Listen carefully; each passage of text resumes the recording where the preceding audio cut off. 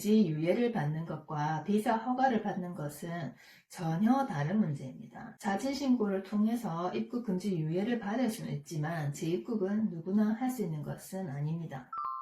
안녕하세요. 8년차 이민행정 전문자의 임정사입니다. 불법 체류 외국인 자진신고하면 입국 금지를 유예해준다. 이런 말 들어보셨죠? 그래서 이분들이 자진신고를 하면은 진짜 한국에 다시 올 수 있냐 이런 문의를 많이 주시는데요. 자진신고를 하면 입국금지 유예를 받거나 하는 혜택이 있죠. 단속에 걸려서 적발이 되는 것과는 차이가 있는데요. 출입국에 단속으로 적발이 되면 외국인 보호소를 거쳐서 출입국 심사를 통해 강제 퇴거 조치가 될 수 있고요. 자진해서 출국하는 경우에는 출입국에서 범칙금을 좀 감경해 준다든지 하는 정책을 시행하고 있습니다. 어찌됐든 이제 출국을 하게 되는데요. 적발이 되는 경우에는 강제 퇴거 명령으로 출국을 하게 되고, 자진신고를 한 경우에는 원래 강제 퇴거 대상자인데 스스로 나간다고 하니까 출국 명령으로 이제 출국을 하게 되는 건데요. 그렇다면 자진신고해서 출국한 경우에는 다 재입국이 가능할까요? 그렇지 않습니다. 그래서 오늘은 불법 체류한 외국인이 출국 후에 한국에 재입국하려면 어떻게 해야 되는지, 그리고 출국 전에 반드시 체크해야 할 것에 대해서 알려드리려고 합니다.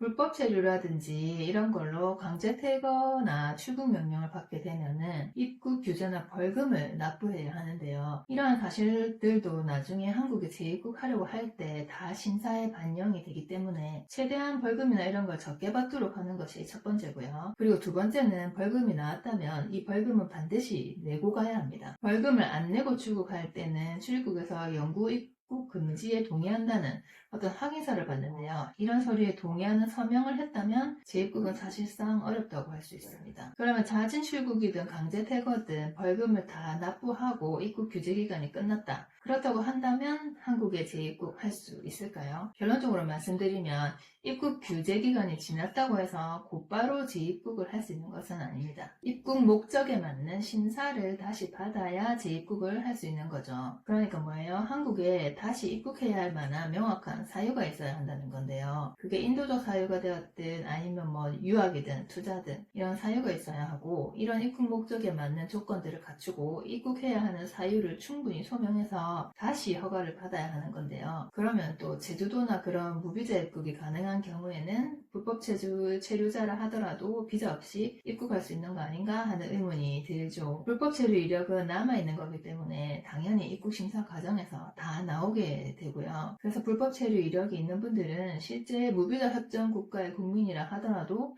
KETA도 사실상 불허되기 때문에 비자 없이 입국하는 것은 불가능하고요. 초청이라든지 이런 비자를 정식으로 받아서 입국을 해야 합니다. 강제 퇴거 명령을 받으면은 일단 출입국관리법으로 5년 동안 입국 금지가 되기 때문에 입국 금지 기간에는 원칙적으로 재입국 허가를 해주지 않습니다. 특별한 사유가 없으면 사실상 한국에 들어오기 어렵다고 할 수 있고요. 그래서 자진신고하고 출국 명령을 받거나 아니면 가장 좋은 것은 특별자진출국제도를 이용하면 가장 좋겠죠. 그리고 입국 규제를 면제받는 경우라 하더라도 실무적으로 보면은 불법 체류 기간이 오래되었거나 불법 취업 이런 분들은 또 비자를 한 번에 주는 경우가 많지 않습니다. 그런데 한국에 입국해야 하는 특별한 사유가 있다. 예를 들어 국민의 배우자와 결혼한다거나 건강에 상당히 안 좋아서 한국에서 대수술을 받아야 한다든지 한국에 돌봐야 하는 가족이 있다던가 그 외에 뭐 국익에 상당한 도움이 된다. 이런 특별한 사정이 있다면 이를 소명하고 허가를 받아서 입국을 할 수 있게 되는 건데요. 여기서 중요한 거.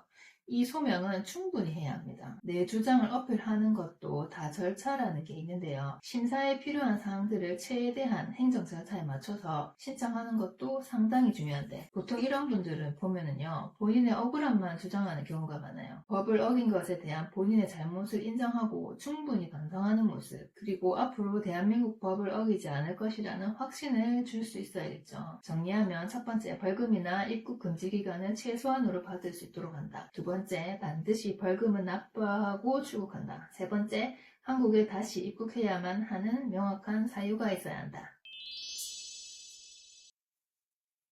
네, 오늘은 불법 체류 기록이 있는 분들이 한국에 다시 오기 위해서는 어떻게 해야 하는지, 출국 전에 선행되어야 할 것과 출국 후에 비자 심사를 받을 때 주의해야 할 점까지 말씀을 드렸습니다. 불법 체류 기록이 있는 분이 다시 비자 허가를 받는 것은 상당히 어려운 문제인데요. 신청하시는 분도 준비해야 될 것이 많지만은 행정사가 써야 할 서면이라든지 또 비자를 심사하는 입장에서도 상당히 절차나 이런 것들이 복잡한데요. 이런 거 혼자 하시다가 두 번, 세 번까지도 불어대고 연락 주시는 분들이 있는데요. 이런 불어된 기록들도 다 남기 때문에 처음부터 전문가와 함께 하시면서 제대로 준비해서 신청하시는 게 제일 좋지만은 그래도 혼자 한번 해보겠다 하시는 분들은 스스로 신청을 한번 해보시고 처음 딱 불어댔다 그러면은 그 다음은 바로 전문가를 좀 찾아보시는 게 훨씬 성공률을 높일 수 있는 길이라는 말씀을 좀 드리고 싶습니다. 불법 체류 중이거나 또 출국하셨다가 다시 한국에 입국하는데 어려움을 겪고 있으신 분은 저희 자유행정사 사무소에 상담 문의를 주시면은